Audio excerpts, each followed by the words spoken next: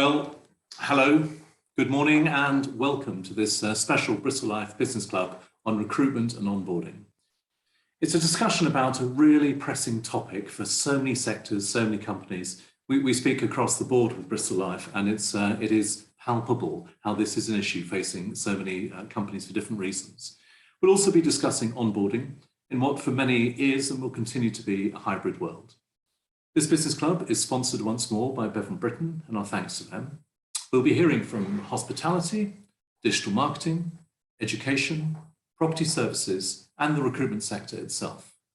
Our panelists are, we'll be hearing from them shortly, as you can see here, Damien Martin, Bristol Harbour Hotel, Charmaine Vincent, Baltimore Consulting, John Greenhalgh of Adapt Worldwide, Andrea Greer of Weston College, and James Mulrooney of Alide Hire Services. And if we've moved from the great pause to the great resignation, as it's been dubbed, perhaps slightly unhelpfully, what are the strategies to find great new people? Where are the particular age gaps? Has Brexit played a part? At a deeper level, has the pandemic changed at least some people's sense of a career?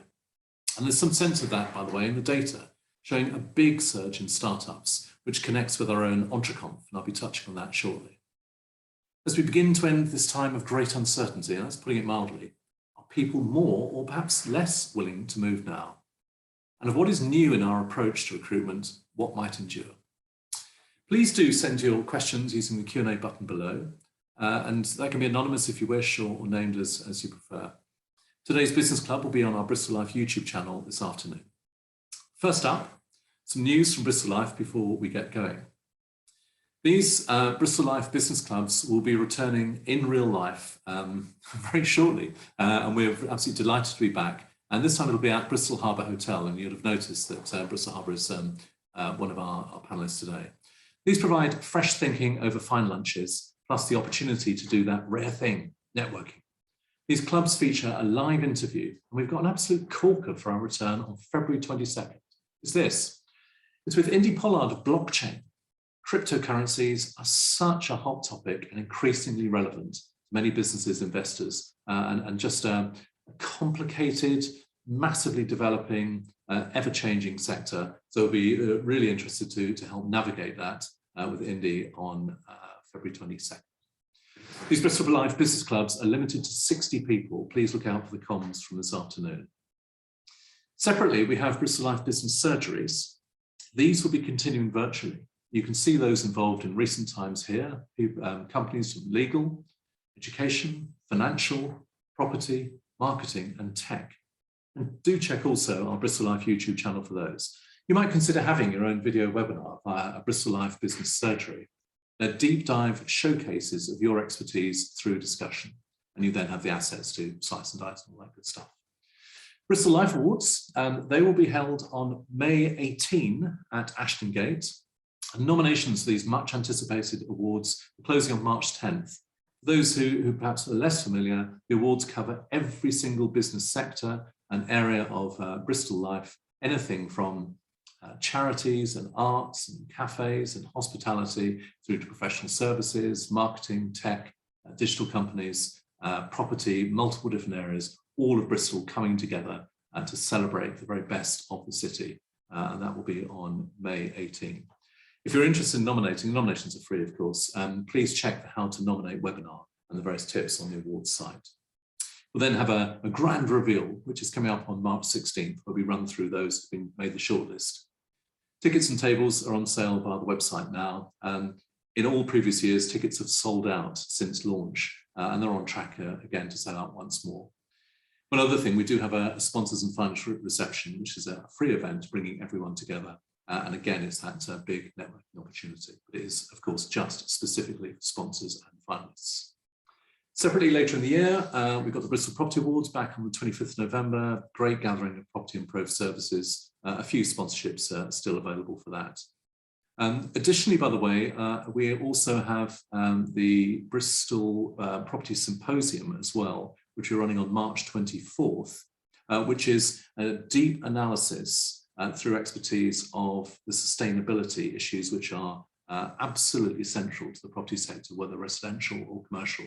There'll be some bespoke keynote research, panel sessions and networking. Comms will be around shortly on that. And we're interested in talking, of course, with commercial partners. To come on to EntreConf, as mentioned, this is our entrepreneurs event. It's returning on June 30th, following the successful inaugural EntreConf last year.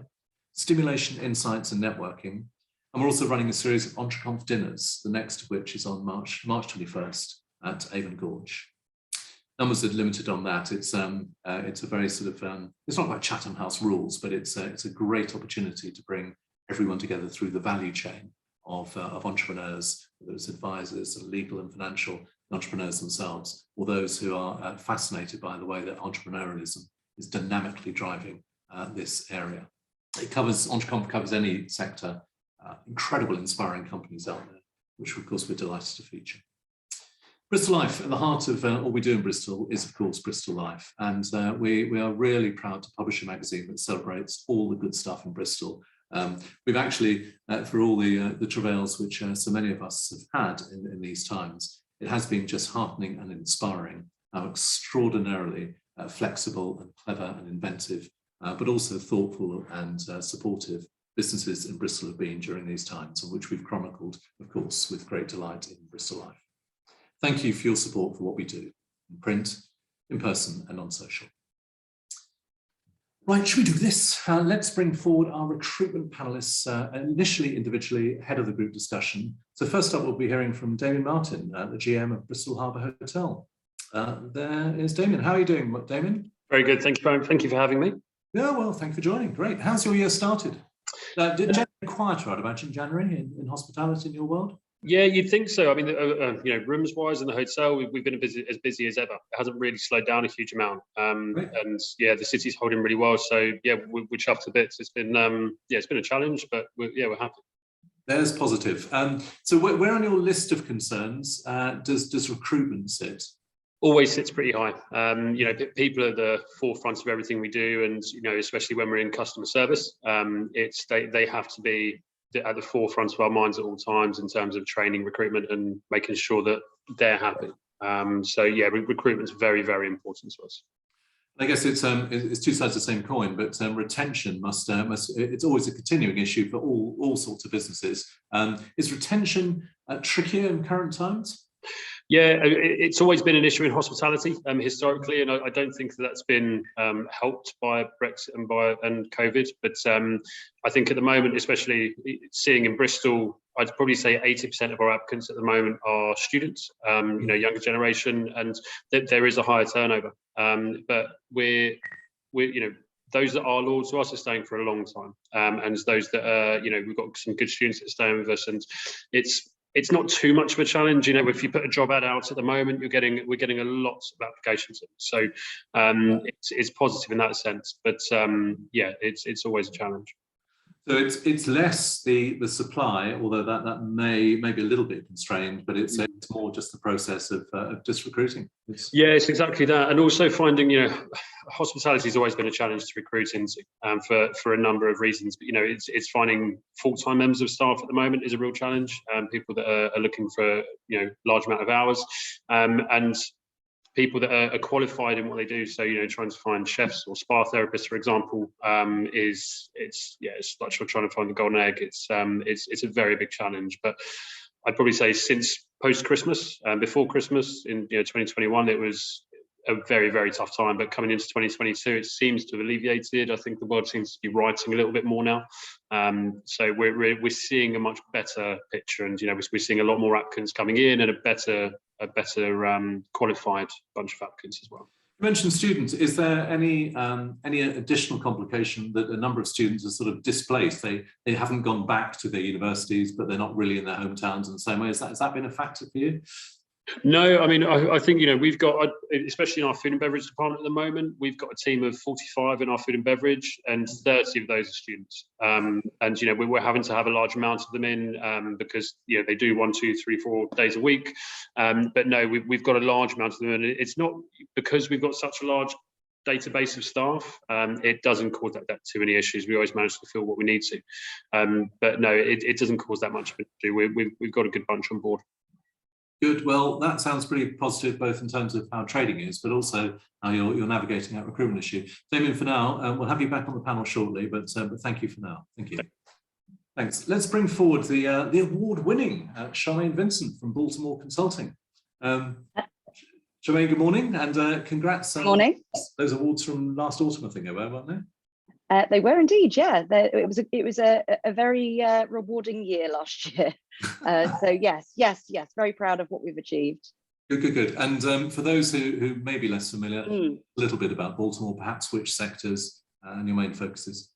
Yeah, absolutely. So Baltimore Consulting, we specialise in placing niche and senior appointments into vulnerable subject areas within the public sector. We're talking sort of mental health, learning disabilities, special educational needs, safeguarding children. So largely on the contract recruitment side, but we do substantive permanent recruitment as well. But yeah, quite a niche area of the public sector we operate within. And is the public sector, this question is innocent because I don't know, but is the public inherently different from the private sector? Has it been in the pandemic, or is it even more difficult in the private sector?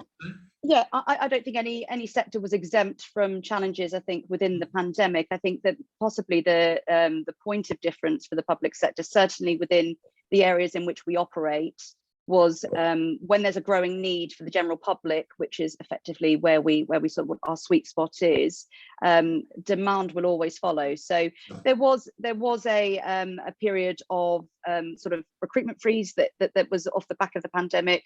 That said, it was more diversification. So we saw an increase in the demand for public health consultants, for instance, as opposed to school transport.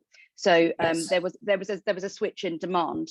But it certainly didn't stop. It just, I think there was diversification really was at the forefront of the public sector during the pandemic. And when we're not at the end, we all wish that we're at the end. We're at I guess towards the beginning of the end. Yes. And we have to keep steeling ourselves that this isn't over yet. But when you look back on these couple of years, how does this current sort of employment vista compare with previous times in your experience? I think the landscape has changed completely now in terms of the recruitment industry, in terms of attracting, retaining, and training talent. I think that for all the right reasons. I think during the pandemic, I think we've seen a change in it's a candidate-driven market now. I think that employees now want more from employers, so they are looking more around that well-being, mental health support, that flexible working environment, and making sure that development's in place. So I think there's been a real shift, which ultimately has probably made employers have to sit up and listen and adapt. And I think that's the key thing here is if you don't change, retention will become very difficult. Yeah, we'll pick this up with the panel. I think that the underlying changes, if anything, which were in place, appear to have been accelerated by this time, perhaps. Absolutely. No. Good. Thanks, Charmaine, for now.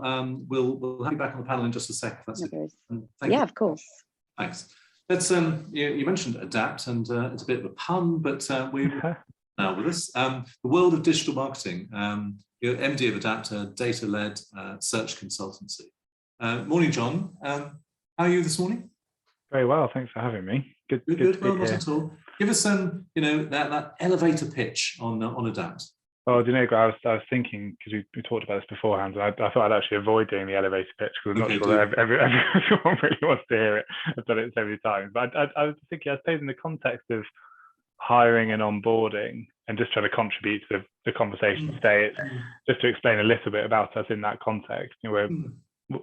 We're a digital performance agency, and those channels globally, paid media, SEO, social, are accelerating so quickly, supported by the pandemic, a lot more people being remote, a lot more people engaging with digital channels. So we're part of a sector at the moment which is accelerating rapidly, and that's bringing every agency in the UK and beyond similar sorts of challenges, and we've had loads of conversations with agency leaders over the last year. It's quite interesting, really. We all started probably February, March last year, we were all thinking, oh my goodness, we seem to have a hiring problem here. Like, what have we done wrong? And as we started to open up a little bit more and talk to other agency leaders, we start to realise that actually everyone's got the same problem. And by the end of the year, we were all talking really openly about it, and there was copious amounts of campaign articles and that kind of stuff. But much the same happened during the financial crash of 2008. Initially, it was it seems a bit quiet, and people didn't want to admit it. And then, are you finding this as well? And eventually, you could say, you know what, we're all experiencing give or take type of thing. Yeah, exactly. Tell me about Adapt specifically. I noticed on your LinkedIn profile you say we're hiring. Roughly how many open positions? What's the size of the company? And what types of roles? Yeah, so there's two ways to explain that. One is the digital marketing team, which I run, that I'm MD of, is Adapt, and we're over 100 people. Right. But we're owned by We Localise, which is an international localization agency, and we're 2,500 people globally. So, as a global business, we've got hiring challenges that are different in different teams and different service lines, but it fundamentally boils down to a similar kind of thing, that the sector's growing, localization is growing, digital marketing is growing. At the moment, for example, we've got 11 open positions today in our business. That's 10% growth really on 100, and it's been like that probably for the last 12 months or so. And words in your mouth, but are you having to almost run hard to stand still? Is that a way of characterizing it, or is it that's too dramatic? So we've taken, I think all agencies have taken different kinds of approaches, and it's not just agencies, but different businesses and the panelists that are on here have probably taken different approaches as well. But one of the things that we did last year was slow down new business pretty drastically, to be honest. And that was because we didn't want to accelerate revenue, which we could have done quite easily given the growth in the market, and some agencies did this. But you end up sort of lacking in support for your existing client base. So probably in H2 last year, we were almost closed up from a new business point of view, and we've been able to open that back up now, and the hires that we're making at the start of this year aren't catching up. There's a bit of catch up, but we're kind of starting to get ahead as well, which is the first time we've been able to say that, really. Right. Again, to slightly simplify what you said, so it's a sort of now you can truly get going. I'm imagining the landscape, whilst very productive and interesting, is clearer than it was. Yeah, Is that the sort of position? Yeah, absolutely. And the changes that we made last year, like the academy, the Adapt Academy, which we'll talk about later, hopefully. But we've just had to change how we do things and explore. And actually, I put loads of thought into this last year. Isn't that a really positive thing? I think the pandemic's made people think outside of the box and do different things to what they would have done. And agencies have been recruiting in the same way consistently for years since I started out, and we can't do that anymore, and we have to think differently, and it forces us out of our comfort zone, really. I'm trying hard not to sort of cling too hard to positives, given that it has been such a tough time for so many businesses. But that point about being inventive and to rethink and so on, it has prompted, in a sort of broader sense, an entrepreneurial approach to businesses. And I don't doubt that you've had that exact experience. You have to think differently, and the better businesses adapt. Sorry, it's a pun. Adapt, better than others. Absolutely. Anything you're picking up from clients about what they're likewise saying about their recruitment issues? Are they also having to slightly put on hold some elements because they haven't quite got the teams to deliver, or not? Yeah, it's similar, and I think in the same way that the sector's seen a boom in agency space, clients that have in-house teams and clients that potentially had more of a traditional bricks and mortar approach, all of a sudden had to switch to become online as well. So the hiring challenge was felt industry wide, as everyone was kind of picking up from the same talent pool, really. So clients have absolutely had exactly the same challenge, and you're trying to differentiate yourself and give people a reason to work for you. And why adapt is one of the questions that we've asked consistently over the course of the last year, and we've been working hard to make sure that we give people a very good reason to work for us. Again, we'll pick that up shortly with the panel. That sense of reputation and company values is more important, perhaps, than ever. Yeah.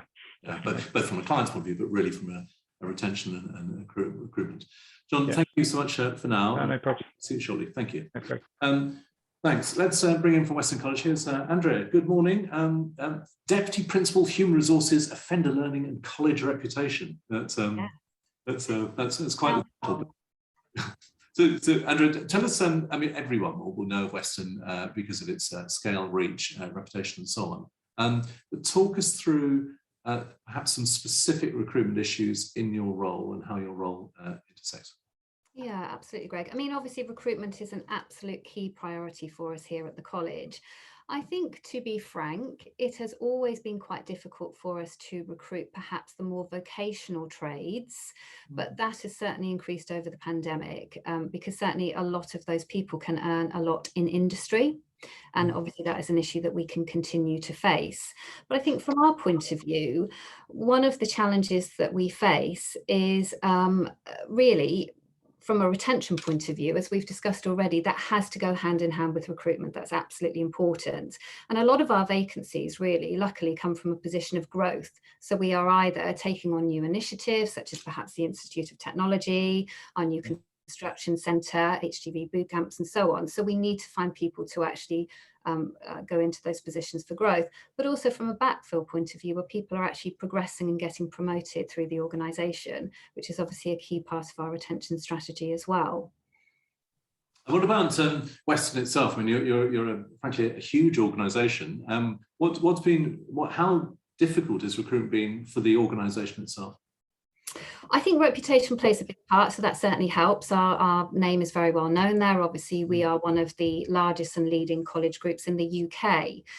We have, in terms of our business model, it's split across many factors. So we have our core business of 16 to 19, but we also have a great deal of prison education provision as well, which is right across the south of the country, across 19 prisons, and soon to be our first private prison in Northampton opening later this month. So people don't necessarily always realise the extent of the opportunities that we have. And we also do obviously a huge amount of work in terms of our HE and degree level provision, apprenticeships, and we have SEND centres of excellence and also for English and maths provision as well. So sometimes it's a case of getting that knowledge out there, that actually there is a broad scope of opportunities available for people, and not just on the teaching side, a great deal of opportunity on the business support and business services side as well. Yeah, and when it comes to your students and the sectors where you're helping them develop, some sectors presumably are more challenging than others for recruitment. Yeah, absolutely. So certainly vocational trades, civil engineering, engineering generally. I would also say in terms of plumbing, construction, carpentry, plastering, those sorts of areas. There's a national skills shortage, obviously, in terms of English and maths. And getting good quality SEND practitioners has been a challenge in the past. So we tend to grow our own when it comes to that. And we have our own degree level provision for that actual faculty. Is Brexit potentially a positive in that there is part for at least some of the sectors you've talked about, there is an absence of those European workers, which creates space for your students potentially? I think potentially, and from our point of view, you've already touched on the importance of a grow your own model. That is certainly something that we have been doing for quite some time, because obviously we have a ready supply of excellent students here on site coming through our own provision. But we also find that we have a great deal of applications from people interested in our on-site apprenticeship roles, traineeships, and also our graduate level roles as well. So they provide really good opportunities for people. Good, thanks, Andrea. Talk on the panel soon. Thank you. Thank you. Yes. Here's James Mulrooney from Alide Hire Services. When I say here, I'm hoping he's going to be here. There he is. Good morning, sir. Good morning, Greg. How are you? I'm well. How are you? Very well, thank you. Tell us what it's been like for you recruiting in these times. It's always a challenge. Thankfully, I did most of the recruitment in the commercial side of the business in 2021. So this time last year, I was recruiting a sales team, and much like everyone said, having to adapt to the new challenges we faced and making sure that we were offering the right work-life balance, and certainly not binding people down to a desk. As we move into this year, on the commercial side of the business, we're not actually recruiting at the moment, but to catch up with the growth that we saw at the end of last year, we've now got 5 positions in the operations side of the business. So there's more recruit going on there, which is a very different style. The more you sell, the more you have to deliver, I guess. So Absolutely, gets the other. Is it harder to find great people in your experience? No, I wouldn't say so. To be honest, as long as you have a process that you follow, we like to work with recruitment consultants that know what they're doing. I think you trust people to provide a service and make sure that you choose those people wisely. Not every applicant is suitable for the role, but as long as you have a process that you follow, then we've managed to find some very good talent and onboard those, and our retention rates are outstanding, to be honest. So we've been able to do it, but it's through the right level of budgeting to make sure that you're not trying to do it without allocating the right level of budget to it, to be perfectly honest, and that helps with the retention. And then by having a process that we follow, that means that every applicant is assessed against the same criteria. So far, touch wood, we've done all right. It sounds as though you've got the secret elixir, because there's a number of companies out there that are not experiencing it in quite the same way. If you look out for second half of this year coming, I don't know what your time horizons are like, but would you be expecting to recruit more beyond the operational roles you've mentioned?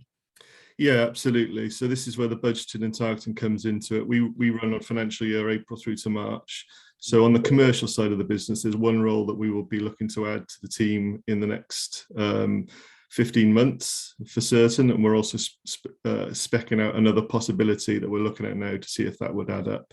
And then on the operational side, as I mentioned, there's already 5 vacancies that are planned into the budgets for next year, 3 of which we're recruiting actively at the moment. Yeah, well, we'll come on to the broader issues around retention as well in a sec. But James, for now, if you hold steady, as it were, and let's bring Damien, Charmaine, John, and Andrea, and let's thank you. Welcome back, all.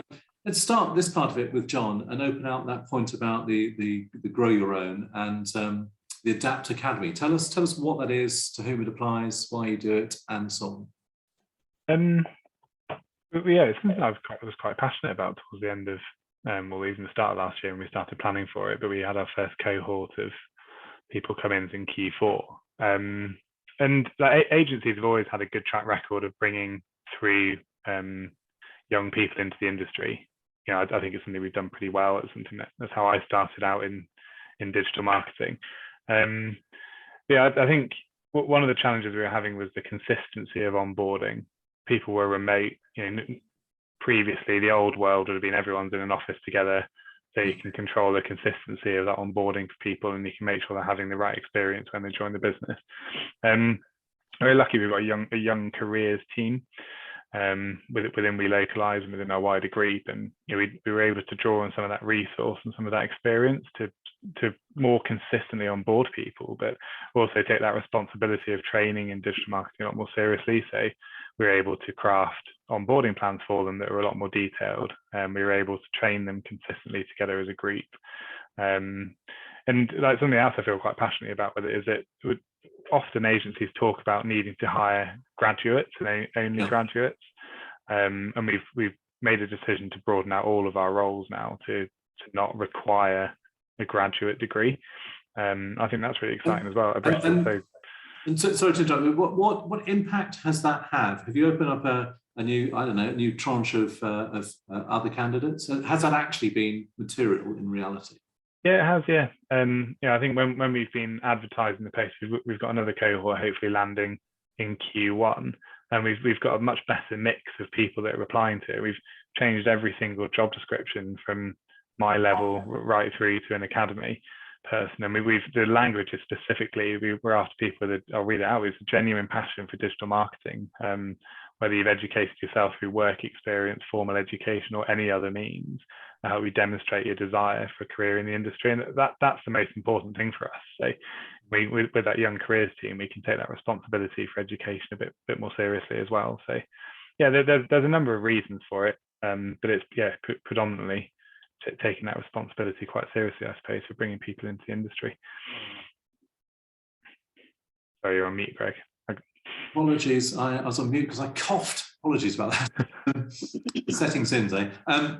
For others, this grow your own approach. Have you have you been more prompted in recent times through to that way?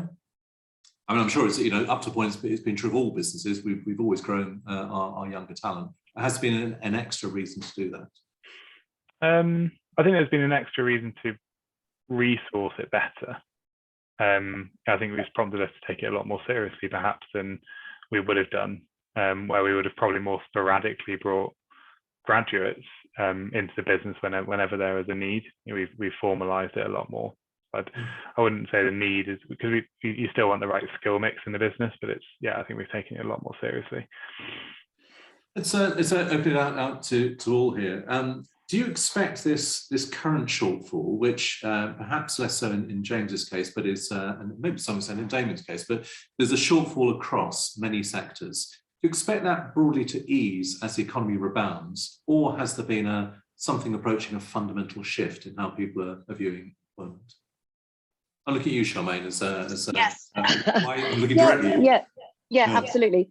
It's an interesting one, isn't it? And I think it sort of boils back down to, I guess, the company culture.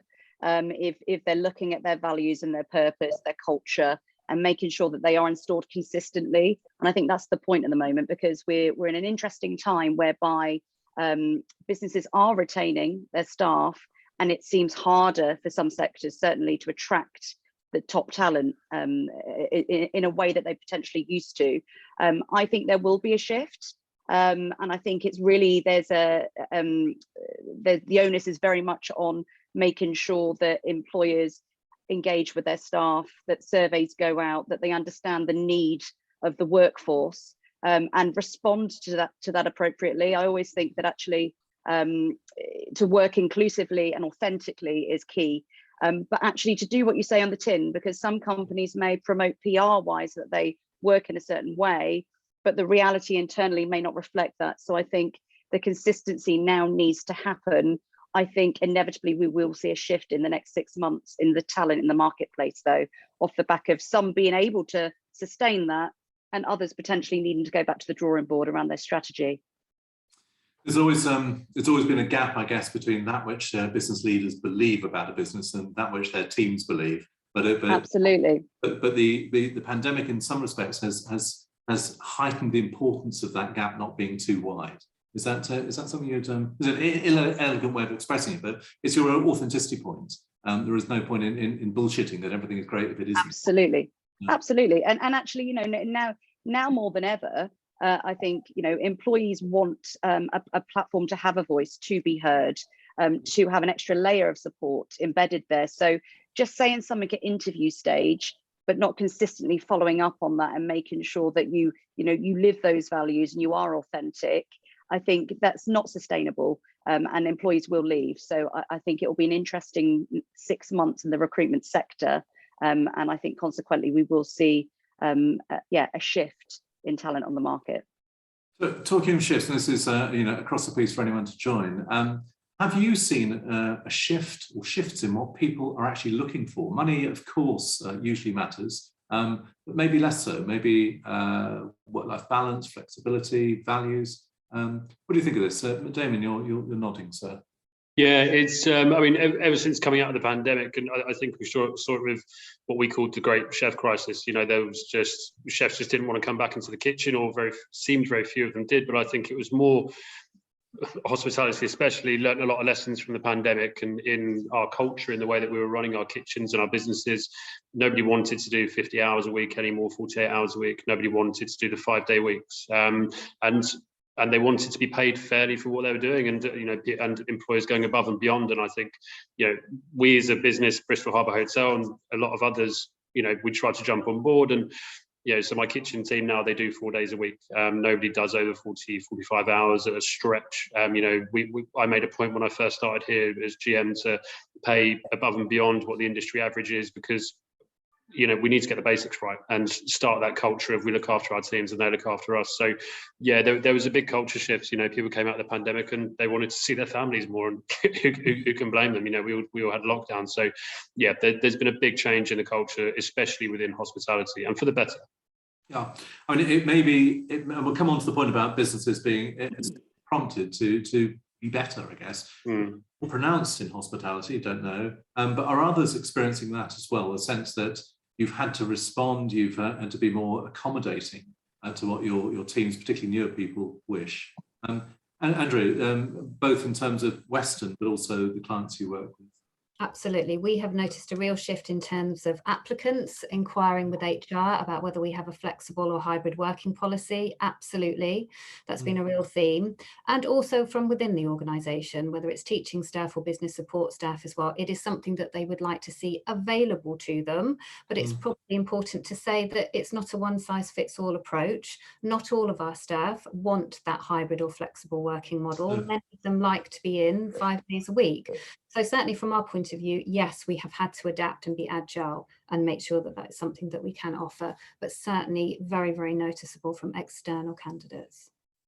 Yeah, I mean, there are a number of reasons why coming together in some form of office or working environment makes sense, including the sociability, relationships, friendships, and so on. But really, it's the learning by osmosis. I mean, perhaps, Damien, it less applies in your case because your teams have to be present. It's very active, whereas the others, to some extent, maybe more the opportunity for hybrid. John, have you found this, that your teams are not demanding, but they are they wish that, expect that flexibility to be baked in to continue very much for the new people coming in?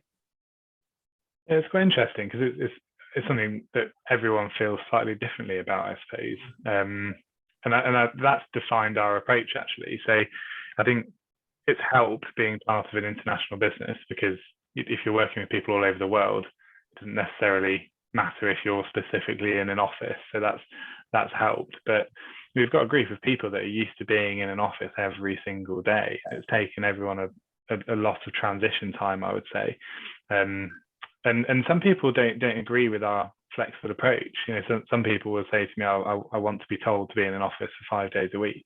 But we've taken the stance that will never, ever be our approach again. We will never force somebody into an office again.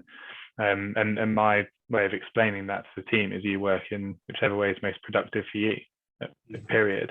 We might have reasons to request people to come in for a client meeting or something like that, but we will never set arbitrary rules and say you have to be in for 2 days a week, because I can't decide why 2, why not 3, why not 4, why not 1, what's the reason for that, and just allowing people have proven for the last 2 years that they can be trusted in our industry anyway to guide our business, to look after our business, to be more productive than ever, and we want people to carry that on really, and a lot of people are engaging with their offices. I'd probably say about 70% of our workforce have been into the office periodically over the last year. So, you know, I mean, just to check that point, there's not a sort of a minimum threshold that everyone has to do at least X. No, and the absolute utopia would be that people are choosing to come in and choosing to engage with our environment and doing it off their own back because they want to. And the people that don't want to, there might be a really good reason for that. They might need to work at home for family reasons or whatever it might be. Come to the macro position. This is this one across the piece about you know, whilst people have had this big sort of caesural break of the pandemic, it's prompted different thinking. People are thinking differently about why they do what they do, etc. Is there the experience the other way, however, that some people are more cautious about change? There's that line, always keep a hold of nurse for fear of finding something worse. That actually that plays for attention. Are you finding that there's sort of caution amongst people?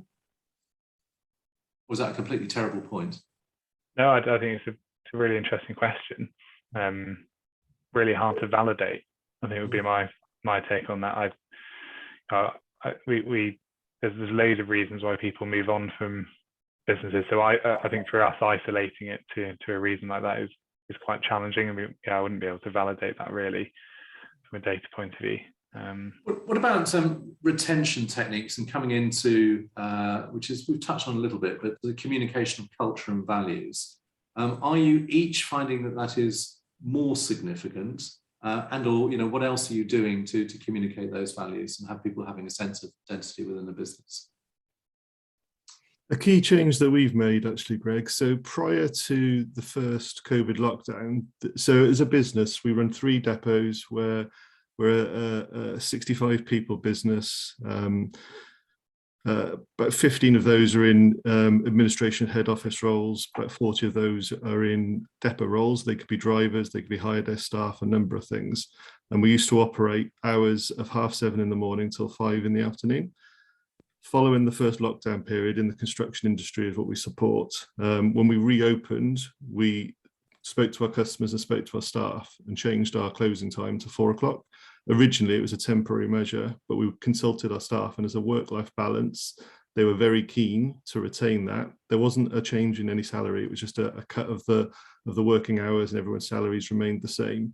Our customers don't mind us closing an hour early. They know that if they want something that we close at 4 o'clock, and they've adapted to that. Deliveries still get sent out on time. But in terms of helping them with their family life, you know, that extra hour missing the rush hour traffic getting home, I think that's something that everyone likes. You know, we've received some very positive feedback on it, and there's no intention of us to reverse that. And for others, that's exactly that almost case study or sense of how you've changed to be more cognizant of people's needs. Is that, have you been prompted to be more thoughtful about your teams? Slightly. I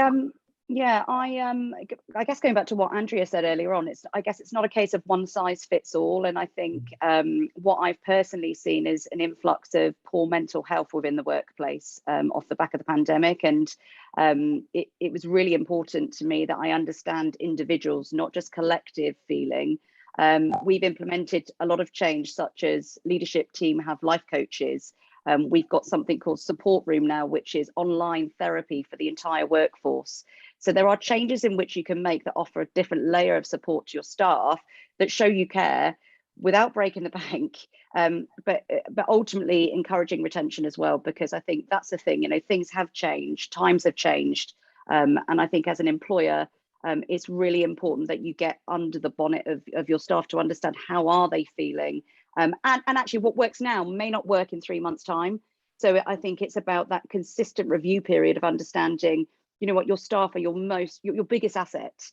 Without them, you don't have a business. So actually don't assume that what works now is going to continue for the rest of the year. And I think it's that regular communication with honest feedback, accept feedback as well, and know that actually we have the ability to change.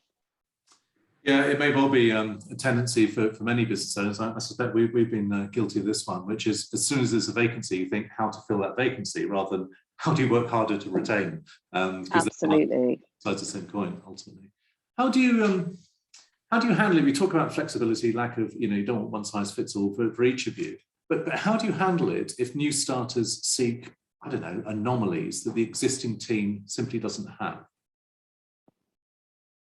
I think from our point of view, that would be dealt with at managerial level. So the head of faculty or the head of department, they would obviously talk to that new starter about their circumstances and then take a view. But obviously you do have to be careful in terms of not setting precedences as well, because your existing workforce is extremely important in terms of what circumstances you have in place for them. But I think it would be very much on a case-by-case basis. One way or another, all businesses rely on reputation, and typically businesses get the reputation they deserve, you know, good, bad, indifferent, or whatever. Are you each of you consciously trying to, if not burnish your reputation, but make sure that you are focused on the importance of reputation, specifically in the context of recruitment? Damien, perhaps you on this one. Yeah, again, you know, like I touched on earlier, I think the hospitality industry had a lot to learn coming out of COVID and had a lot of changes to make. And I came out of COVID into my first general manager's role that I'm in now, and I was very conscious and very eager to be part of that change. You know, making working hours more suitable. I've got a wife and kids at home, so do many of my staff. So I need to make sure that they've got the time and the space to look after them. And you know, there's the big culture change that needs to be happened. So yeah, you know, it was very conscious, and I for the most part, I think it's worked. You know, we've retained a head of department team for the last 6 months, which in hospitality, like it or not, is a success.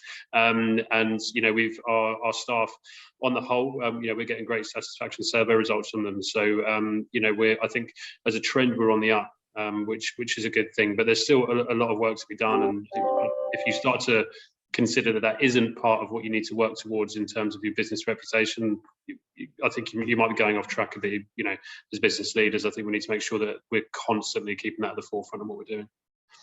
And for others, this point about reputation, about how you, if not position, that sounds a little bit cynical, but how you foreground the culture you have of businesses. What has changed in recent times? Speaking of my own experience, Greg, so I joined this business in September 2020. Prior to that, I worked in the travel industry. So it's interesting hearing Damien talk about hospitality. I think hospitality was probably about the worst affected, and travel was following closely afterwards in terms of the effect of COVID. So I went through a recruitment process myself in 2020. And some of the lasting effects of that, I was quite shocked with some very big companies, how they treat candidates. Such as, but you know, maybe not naming them, but do if you want. Yeah, I won't name. So actually, I went back and had a little look, and from an application perspective, 38% of my applications were responded to. 38%. That's not acceptable. Alternatively, 62% were just completely ignored. No response at all. And there's some big companies in there as well, some very big companies. Which I think is unacceptable. And every candidate as a consumer, I think, is short-sighted, but it's not treating candidates with respect, which is what they deserve. And sorry, just to interrupt at that point, there's an exact example of reputation, because that absolutely, yeah, you know, will be told about different how they behave, and that's an exact indication of how the company truly behaves. I can tell you, it's burned on my mind, Greg, the ones that handled it well and the ones that did not. And as a consumer, I certainly bear that in mind when I'm choosing where to spend my money. So as part of our own recruitment process, you know, we make sure that every candidate is responded to, that everyone gets feedback at every stage of the recruitment process, and that everyone understands the process that we'll follow and gets assessed using the same criteria. And exactly the same applies. If anything, it's may even be more important. The work experience, the number of times work experience people are knocking on doors and getting absolutely nothing. It's I suspect the figure's way worse than 62%. Yeah, probably is. Yeah, they are exactly the. I'd hope that is improved, because you know this was April, May, June 2020, when the market, the number of candidates versus the number of vacancies was skewed significally. And it was chaotic for companies navigating those times. So we'll pass on that. But as a basic principle, no. Yeah.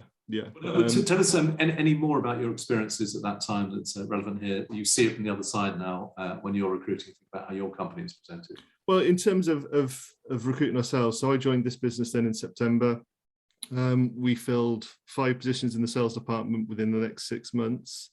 And, you know, not every applicant was successful, but what I was very careful to make sure was that anyone that had any interaction with Allied Hire Services during that time was dealt with the same and with respect, and every candidate knew where they were in the process, whether they were successful or unsuccessful. No application went unanswered, and this continues now with positions elsewhere in the business.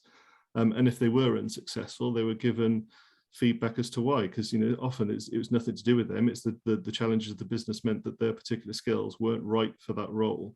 But what I found was companies that weren't responding or had just responses that were template letters. That left a bad taste in my mouth as a candidate. So I just wanted to make sure that for ourselves we weren't doing that. Yeah, bespoke, thoughtful, etc., etc. It's that sort of area. Well, when you reflect on your own recruitment and think about the other panelists, your own recruitment approach, what has changed for you? For example, we've had a question from our good old friend anonymous attendee. Very open question. What's the best way to recruit? Well, pick your answer on that one. Success of using recruiters versus LinkedIn, word of mouth, and so on. What techniques have you found to work? For me, it's dependent on the role and the seniority of that role, but we almost use an all-out, for want of a better word, all-out attack. We just put it everywhere that we can. You know, for those that need specialist qualifications like chefs or spa therapists or HODs, it goes absolutely everywhere. We all post on our LinkedIns, caterer, local job ads, word of mouth. Yeah, leave no stone unturned, because you don't know where someone will pop up from. Facebooks, in-personal Facebooks, Twitters, and social medias. We use exactly the same. So just everywhere that we can. I'd agree with that, and I think actually the reality is you need all of those forms, don't you? The objective is to build relationships, and in some cases that's ongoing long-term relationships. Someone may not be ready to move now, but they might in a few months' time or in a year's time. So I think it's about making sure that you going back to reputational side of things, making sure that your social media presence, for instance, matches and aligns with your strategies and your culture as a business. And leave no stone unturned, even if you have an internal recruitment system, which, we do here as well, we'll still go out to other agencies for support, and we'll still use LinkedIn Recruiter and job boards, because I think it's just making sure that you, stretch far and wide and you're consistent with that as well.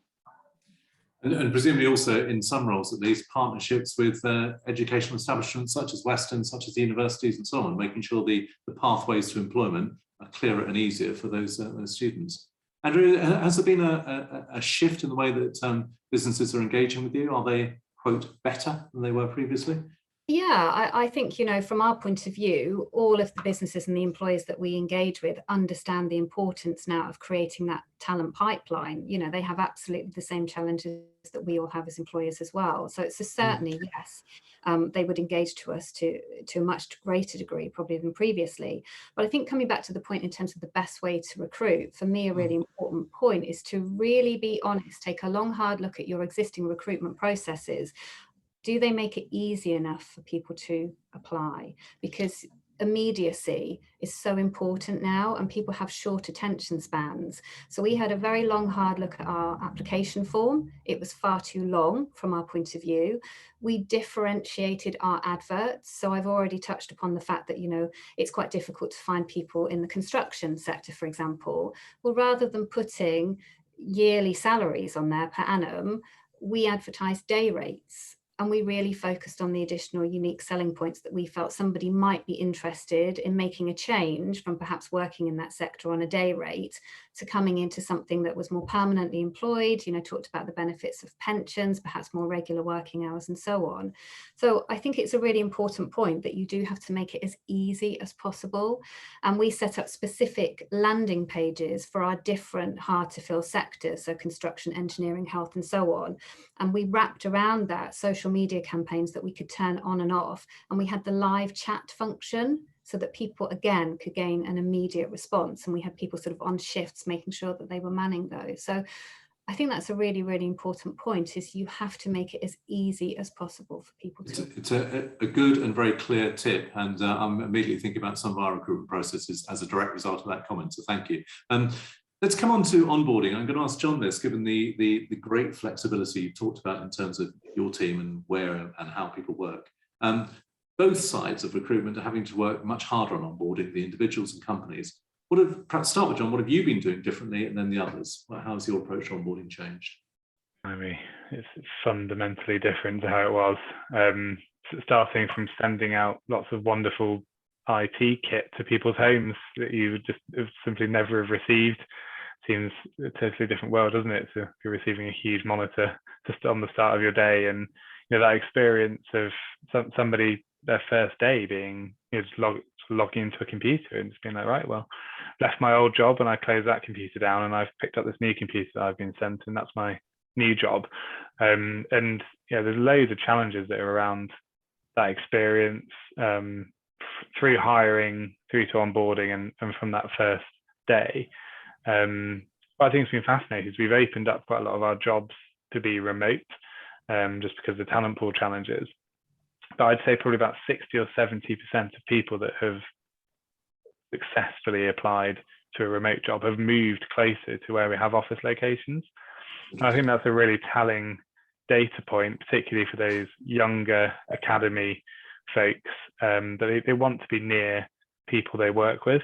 And that's a massive part of onboarding. It's a massive part of people's experience as they become more mature in the business. But there was someone I read just in my industry ages ago, and I thought it was really eloquent how they put it, but they said, particularly in the younger parts of your career, it's fine when you're on the ball, say, moments like this where you're chatting to people and you can see your leaders and your managers, but what about all that off the ball stuff that you used to observe around the office and learn and pick up on, and you'd see your head of department having a conversation across the room. You think, oh, okay, that's an interesting way to approach it. And it's all of those more subtle learnings that we still need to provide for people.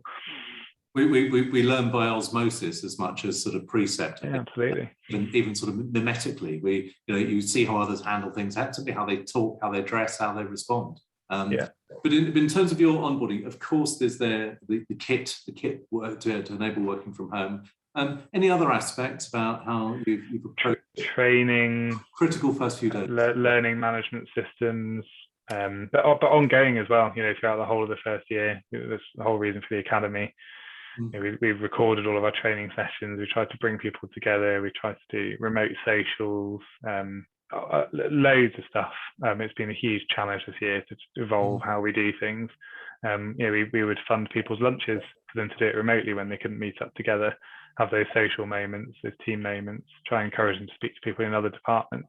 All things that you never used to have to really think about, all wrapped into an interesting few months. An interesting few months. How very understated of you to say that. At the very least, it's been, I suspect, for all of us. Can I ask the others about onboarding, about how you've changed? Not so much what you do, but what's different to what you do. Yeah, I think for us, we've, as you say, there's going to be things that you've consistently done anyway. So training's really important, I think. We've always had an induction process, a 6-week induction program that obviously helps embed staff into the business. But I think naturally that remote element, we had to shift how we were operating. Content had to change. And we implemented something called DNA Art, whereby you give the staff the autonomy to do their job, you review those milestones, and then you train. And it's a constant cycle. So it's just making sure that you increase those touch points in terms of the visual aid, as we just said before. If you're not in the office, it's really very difficult because you're quite disconnected. So it's making sure that those check-in points are in place, but there's enough autonomy for them to kind of do their role by themselves, but check that they're actually taking on board that training and that development piece as well. So there's been we've had to adapt to a slightly different model when working remotely. And the others, how has onboarding changed for you, and perhaps in some cases the clients you work with? We have certainly extended our induction programme, both for trainee teachers and also for staff working on the business support side of things.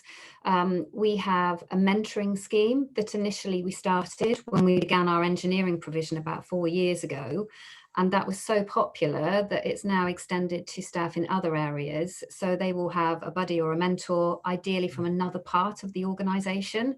So if they're a trainee teacher, they might be assigned somebody who works, say, in the marketing department to give a totally different perspective, because they do gain their specific sector support from advanced practitioners and so on. So that's been a really popular scheme. But also we've touched on mental health as well. So again, providing, we call it the BAM initiative, so body and mind. And it's a program that actually what we do for students, we do for staff as well. So it encompasses all of them in terms of different wellbeing initiatives, and that is accessible 24 hours a day, along with counselling support services if needed as well. But the mental health and the welfare side of things is absolutely huge. Yeah. Well, we're coming towards the end of our hour. I wonder if any of you would like to add any top tips that you've perhaps not touched on already, either on recruitment or on onboarding, for the different businesses watching today. Sorry, go on, Charmaine. Charmaine, yeah. I was just going to say that I would say that engaged teams, we know statistically it shows 21% increase in profit in businesses as well. And I think sometimes we don't see the alignment between engagement and profitable businesses. So I think it's for me, the tip that I would say is just make sure that if you haven't already, it's all about staff engagement. It's all about making sure that their well-being, their mental health, and the support mechanisms around training and development are catered for internally. So I would say, yeah, there's a huge alignment with both profit and engagement in staff. People who connect more, feel more, do more. I mean, it's a bit absolutely, yeah. It's not rocket science. Yeah, no, it's not. And close related is the more you put in, the more you get out. But that same applies for employers as it does for employees. Absolutely.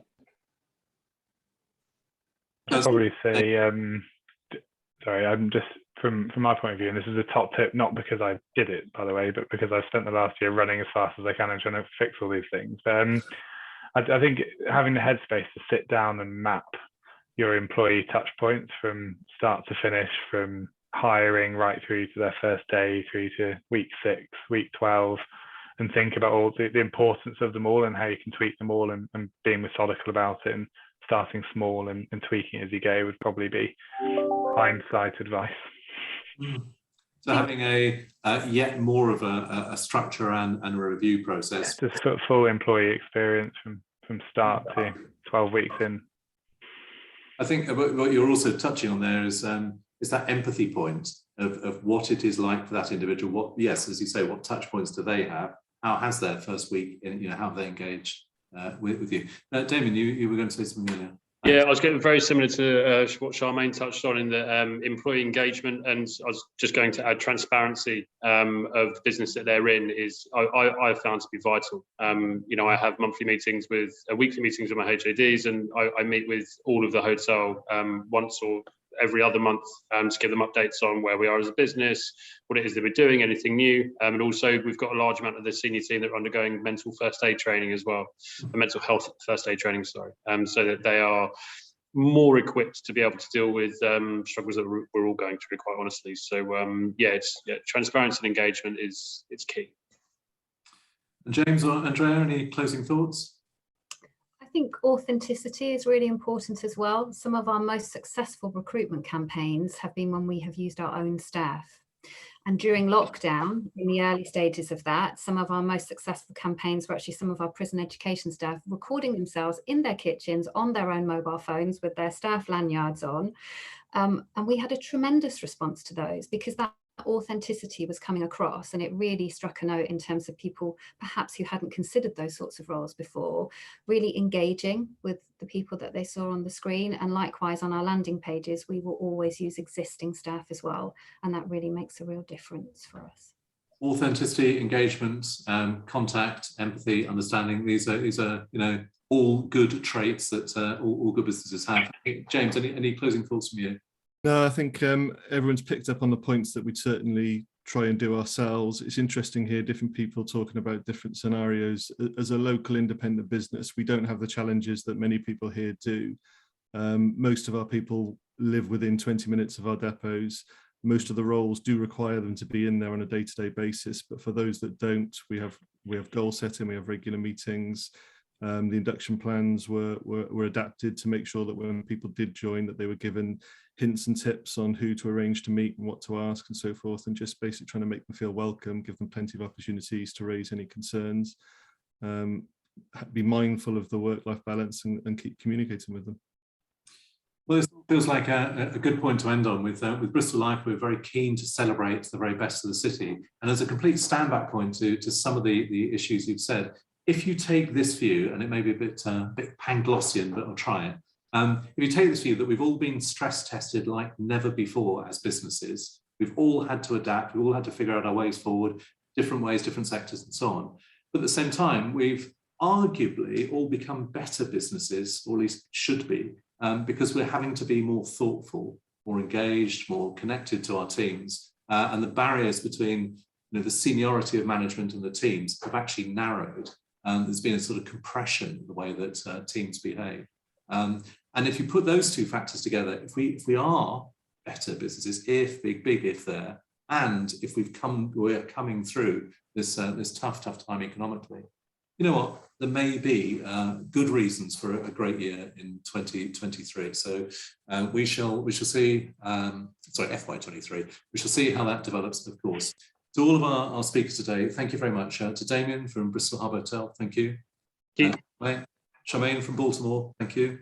Thank you. From Adapt, again, thanks. Andrea, Weston College, and James Mulrooney from Alide, thank you. Thank you for your time and questions today, and to our business club sponsor, Bevan Britain.